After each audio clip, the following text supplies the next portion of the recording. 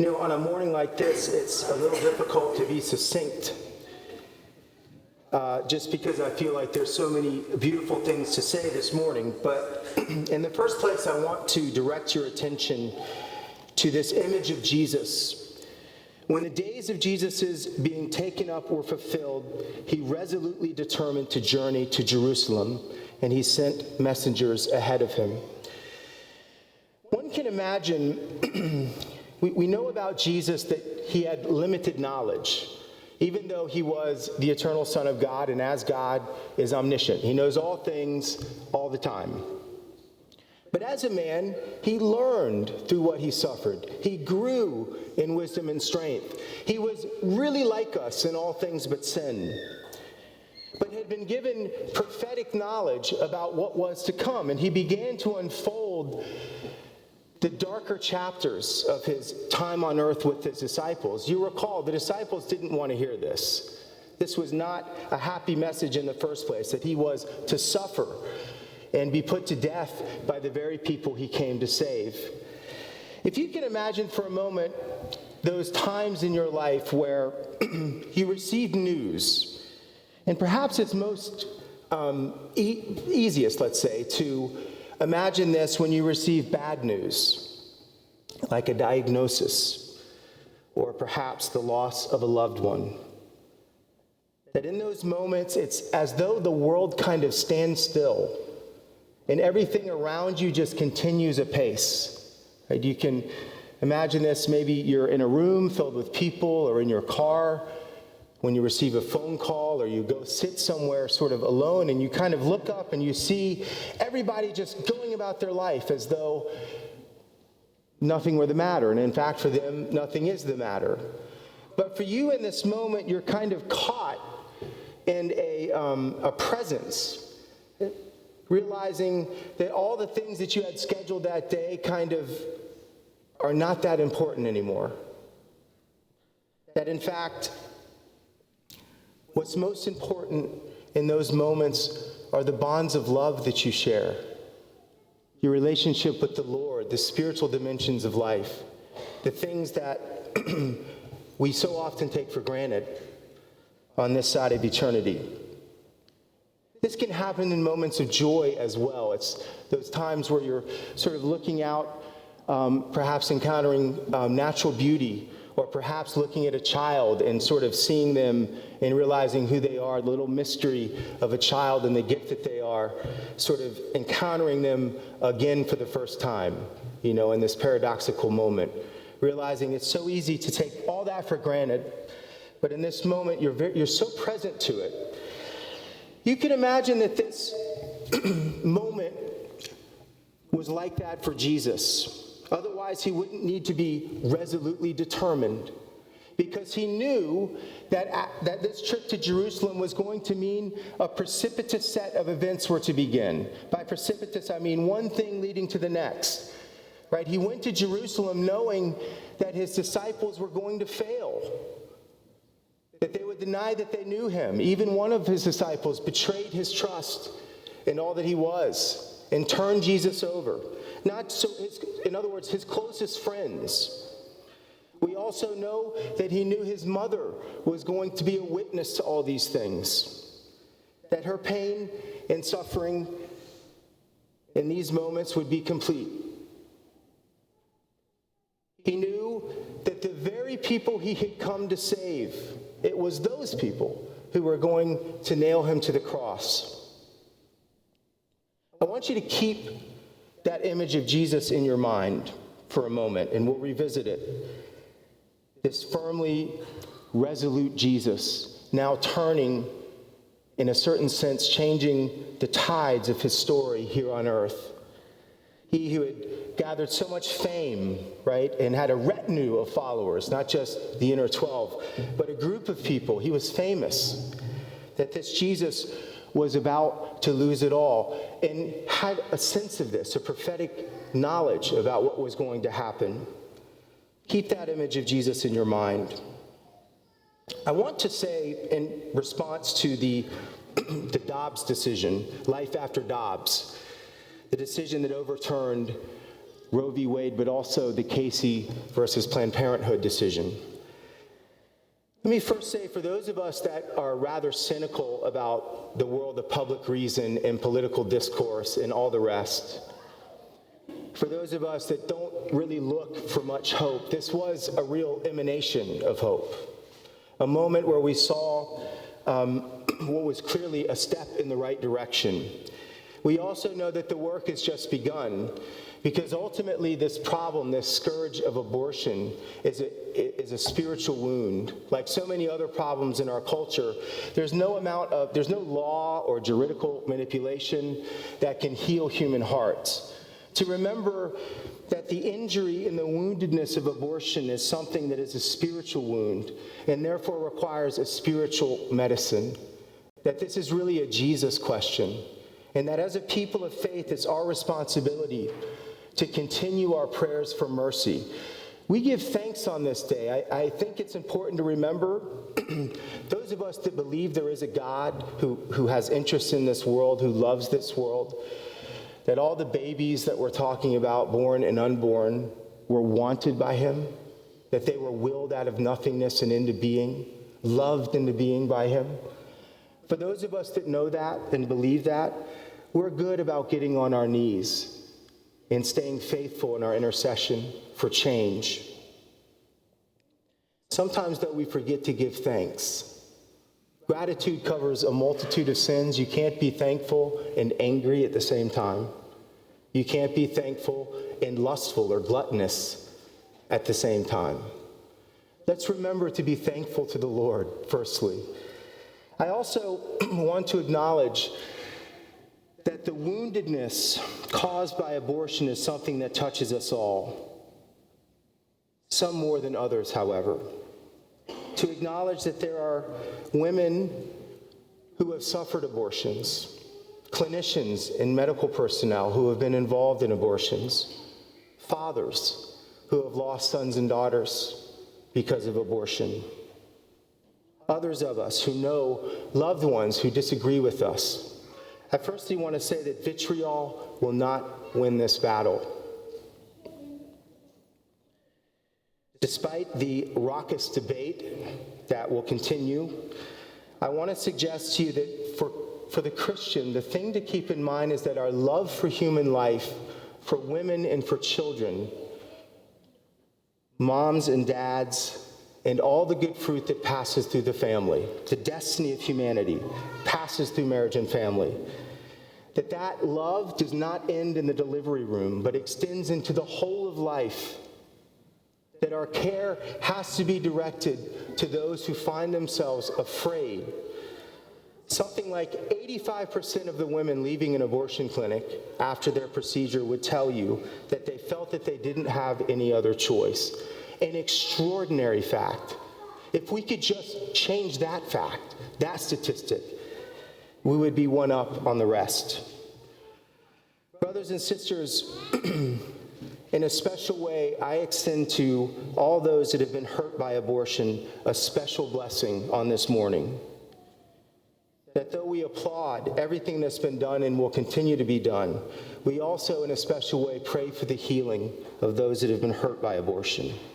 Even those of you in this room, perhaps, who have been touched by abortion in whatever way it might be.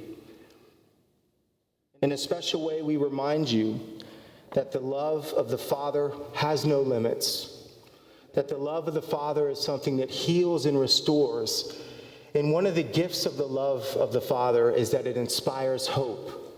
I've said this to you before. Fatherly love heals and restores and allows us to transcend the limits that we impose on ourselves. That in the same way that Jesus encourages those he encounters today to get up, move forward. Don't be focused on the past, but strive forward now to the goal, the gift of salvation, goodness, healing, restoration. That this is the message that as Christians we need to bear. I come back to Jesus. Jesus didn't just have the terrible things in mind when he made this decision to go to Jerusalem. He wasn't just having in mind the cross. We know and have recently celebrated the greatest event in all of human history. He also knew what is the joy in new life, that he was going to rise from the dead. Once again, a precipitous event, one thing leading to the other, down through the centuries, down through the millennia, and meets us right here and now in this sanctuary. We have cause for rejoicing because Jesus Christ is risen from the dead. It is not just sorrow. The Lord does not ask us to stand at the foot of the cross forever, but wants us to see the glory of God, the inestimable scope of God's power in us who believe. The work that he himself is doing in our minds, our hearts, our families, even in the difficult burdens that we bear, knowing that he's already at work, even when we preferred everything to him. He accepts our yes. He's already at work, even without your asking him to be at work. This is the gift of a God who loves us. To think for one moment, he knew all these things. He knew that the bishop was going to call me not long ago and tell me that he needed me to go to another parish. Recently, I celebrated 15 years as a priest, my anniversary. I think about all the chapters, the ups and the downs, the good times and the bad times, the heights of joy and blessing and the depths of sorrow and worry. You who are parents in particular, those of you given away in love, know what I'm talking about because it's your story too. But I think about the fact that this God of mine who loves me, who also wanted me to be here, as he wants you to be here, willed me out of nothingness and into being, and has given me this privilege of serving you as your pastor. That this God takes interest in our lives, and he accompanies the story of our lives with the human heart. That's the extraordinary thing about it. Jesus Christ is still a man, still alive, still loves us, takes interest in it all, knowing all that is to come, and is so committed to creation, so committed to freedom, that he continues to sustain it in being, even knowing that there are going to be bad things that happen. That's the craziest thing about it, the most extraordinary thing about it. But this God of ours is working out a providential plan that we see in dramatic form unfolding. Jesus had new life and resurrection in his mind, even as he knew everything that was to precede it in his passion and death, betrayal, the loss of his friends, the sorrow of his mother, and the women of Jerusalem, those that stayed faithful even to the ruddy end. I want to say to you all today that you are my heart. I love you and consider you a part of my family, even those of you I don't know all that well. I believe in the idea that by virtue of our baptism, you and I have been established as brothers and sisters in Christ, that's a real family relationship, not just pious dribble. I thank you for the great gift that you've been to me. You are a part of my story. So many changes and things that you don't even know about that have occurred to me here at St. Matthew's have been in large part due to your love and fidelity. The gift that you are in this world, the light that you are to people like me and so many others, the light I pray that you are to each other. I owe you a debt of gratitude and leave here with many friends and relationships that will continue in the coming years.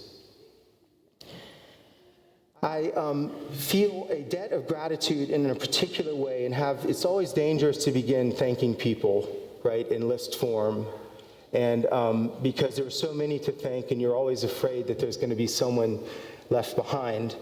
So I direct my attention, though, to my brother priest for a moment. Father Doug, you have been a very long time friend and mentor, teacher, and I just can't tell you how thankful I am for your brotherhood and the gift that you have been in my life.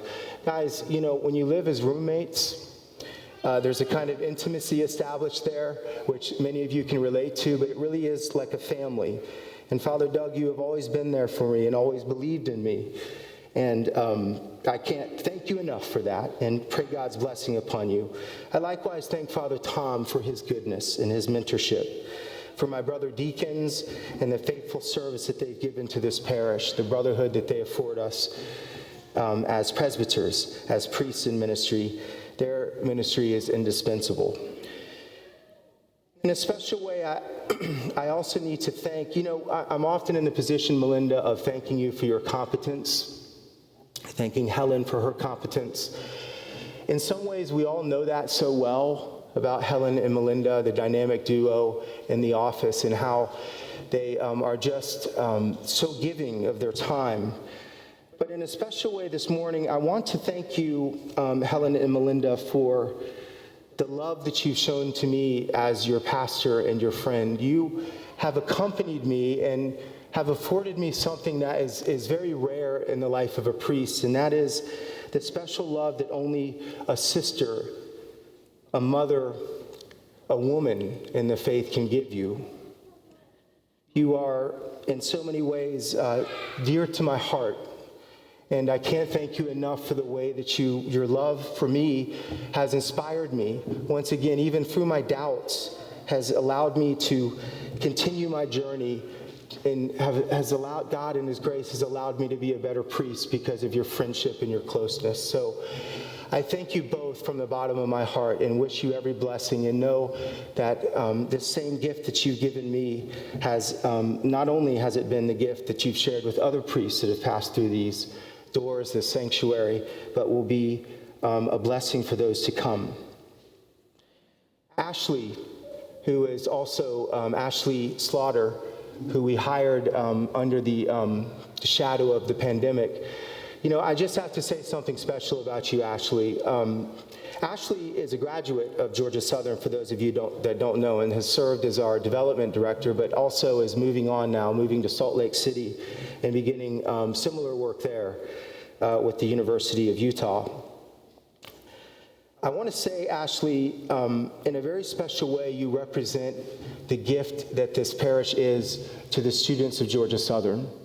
You not only came up and met your friends and established relationships here in this parish, and through the Focus Missionaries and their ministry and this parish's commitment to that ministry, but you also were not Catholic when you began that journey.